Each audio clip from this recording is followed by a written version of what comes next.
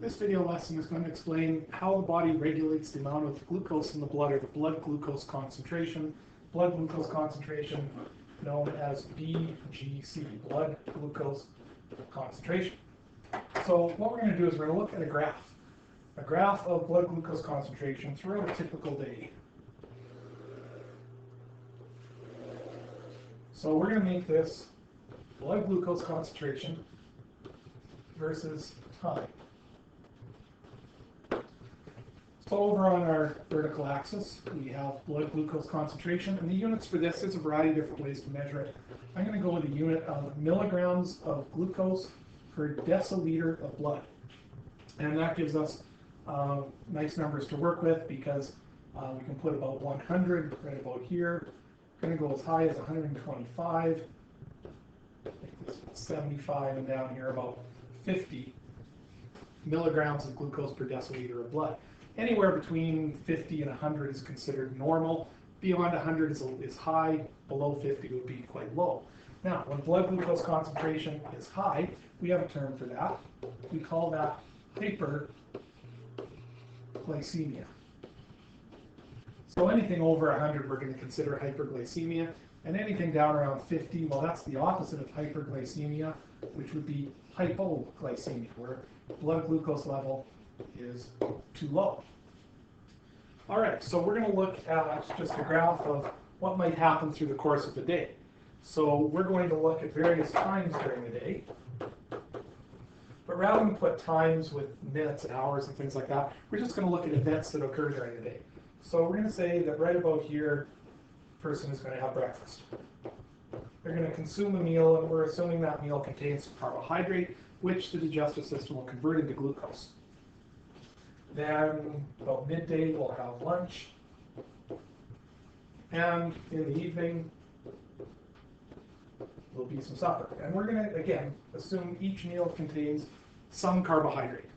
We're also going to throw in a little bit of exercise, late afternoon exercise here. Maybe go for a jog or something like that.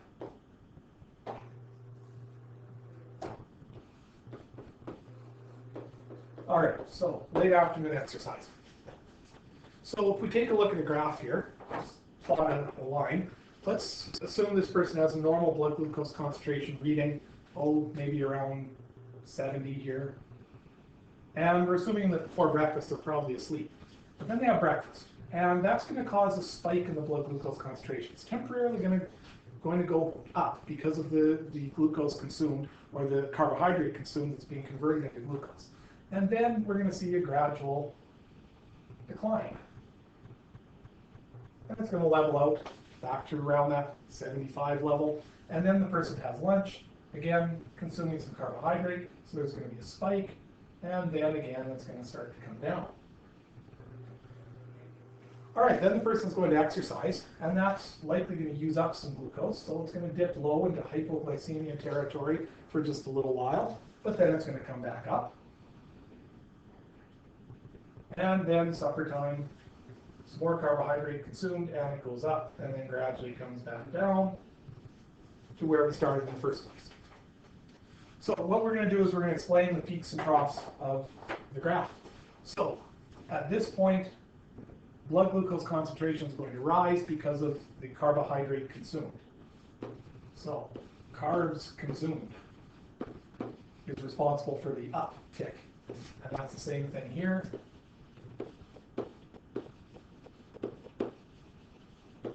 And that's the same thing here.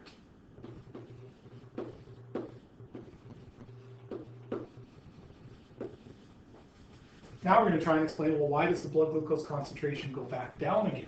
Well, that's the result of a hormone. And the hormone that you would release after a meal that contains carbohydrates is insulin. So this part of the curve right here is the result of the hormone insulin being secreted by the pancreas. And insulin will cause the decrease in blood glucose concentration back down to beneath that 100 level and down to around the 70 level where it started out. So we can assume that the same thing's happening here. Insulin is being secreted, and here. Insulin is being secreted. So insulin can account for the drop after the carbs have been consumed. But we need to account for, well, this spot right here, where the blood glucose concentration dips, and that's a result of exercise, which means that glucose is being used for cellular respiration, and the rate of cellular respiration is going to increase as a person exercises. So we can assume that we've got an increased rate of cellular respiration at this point. So this point arrow, increased cellular respiration, causes it to dip. Now, what causes it to raise back up again? Well, that would be at this point right here. What's causing it to go back up? And that would also be a hormone, but it would be a hormone that would work in an opposite fashion to insulin, and that would be glucagon. So glucagon is a hormone that's capable of raising blood glucose concentration by taking some of the stored up glucose that you've got in your liver and in your muscle cells. It's stored in the form of something called glycogen. Get to in a little bit. But that can be converted into glucose, and that can raise blood glucose level back up. So what we can see here is that two hormones are involved in maintaining blood glucose concentration in addition to anything you would consume or anything you use up. So insulin and glucagon. So we're going to look at those in a little bit more detail. So let's make some room here and talk a little bit more about this. All right, so let's take a look at what insulin does. Now, first of all, insulin causes an increase, well, I did that right, causes a decrease in blood glucose concentration. But how does it do that? Well, there are at least 4 mechanisms. First mechanism is it makes all the body cells more permeable to glucose. More permeable. Now what that means is that cells can act like glucose sponges. And as the blood goes by those cells, the glucose can get, spell that glucose better than that, that glucose can get absorbed by those cells. And the cells can then take that glucose and convert it into something that can be stored temporarily. And that's another thing that insulin does. It causes the conversion of glucose into glycogen. Now, glycogen is a polysaccharide formed by a whole bunch of glucose joined together, and insulin makes it easier for particularly muscle cells and liver cells to combine that glucose to form glycogen. That reduces the glucose concentration of the cells, so the cells can absorb even more glucose. All right, third thing that insulin does is it helps the conversion of glucose into lipids, into fatty acids that can be built into triglycerides and things like that. So it helps the conversion of glucose into lipids. So the glucose, once it gets in the cells, because they're more permeable, they can be converted into lipids, which reduces the glucose concentration in the cells, which means even more can get into the cells. And last thing is that insulin helps, or we say facilitates, cellular respiration. And we saw in the graph that cellular respiration consumes glucose. So if you can make cellular respiration easier to do, you can speed up the rate of cellular respiration, well, then you can consume more of that glucose. Then the cells have less glucose in them, they can absorb more from the bloodstream because the cells are permeable due to insulin. So that's what insulin does. Now, the other hormone we're going to look at here is glucagon. Glucagon will, I do this every time, it raises blood glucose concentration. So in other words, it does the opposite of insulin. Now, whenever two hormones work opposite to one another, oppose one another, we have a word for that. When insulin opposes glucagon, the word for that is antagonistic. Boy, I'm just having trouble spelling in this field. Antagonistic. Now, the term antagonist, you might be familiar with that from studying language arts, maybe studying short stories. You have a protagonist and you have the antagonist who works against the protagonist. So when we say two hormones are antagonistic, that means they work against each other. That means whatever one does, insulin lowering blood glucose concentration, well, glucagon raises blood glucose concentration. However, glucagon doesn't have as many mechanisms to do it as insulin has. Insulin lowers blood glucose concentration 4 different ways. Glucagon, there's primarily one way that glucagon works, and that is to counteract this effect right here. It counteracts the glucose to glycogen conversion. What glucagon will do is it will cause glycogen that's been stored up, particularly in muscle cells and in the liver. It's going to cause that to convert into glucose, thus raising the glucose concentration in those cells, so that glucose will then leak out of those cells and go into the bloodstream, raising blood glucose concentration.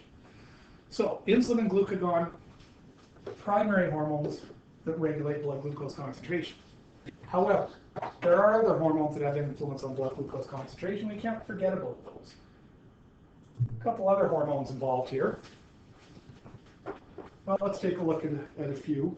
Cortisol. Cortisol also has an effect on blood glucose concentration. Cortisol tends to increase blood glucose concentration in times of long-term stress. And the way it does so is that cortisol causes the conversion of amino acids into glucose. So just one mechanism here. Amino acids from proteins can get converted into glucose to cause an increase in blood glucose concentration. Now, cortisol is released in times of long-term stress, so we can expect the blood glucose concentration to raise during stressful times. Thyroxine is another one. Thyroxine tends to lower blood glucose concentration. The reason it tends to lower blood glucose concentration is that thyroxine facilitates cellular respiration. It causes metabolic rate to increase. So metabolic rate goes up. Now, since metabolism ultimately uses up glucose, that causes glucose levels to go down. So an increased metabolic rate can result in lower blood glucose concentration. Last one we're going to look at is epinephrine. Epinephrine, also known as adrenaline. And adrenaline causes blood glucose concentration to go up. And it causes it to go up quite rapidly, actually. Take a little more room here. Okay, it causes blood glucose concentration to go up rapidly because epinephrine, unlike other hormones, is not released by the hypothalamus sending a releasing factor and then the pituitary gland sending out a tropic hormone and then the gland releasing the hormone. We need epinephrine quickly. We need it in times of short-term stress. So we have a direct nerve connection to the brain. The brain directly stimulates the medulla of the adrenal gland, and epinephrine rises dramatically in the blood very rapidly. And what this does is it does very similar to what glucagon would do, just faster. It takes glycogen and converts it into glucose, thus raising blood glucose concentration. It's very rapidly raising blood glucose concentration. That gives you the necessary glucose to get into the other cells so that they can make a lot of ATP and you can get a lot of energy in a very quick, short burst. All right, so those are the hormones that have the greatest influence over blood glucose concentration. If you're writing an exam and you're asked about blood glucose concentration, first hormones to think about are insulin and glucagon, without a doubt. But don't forget, cortisol, thyroxine, and epinephrine also are involved.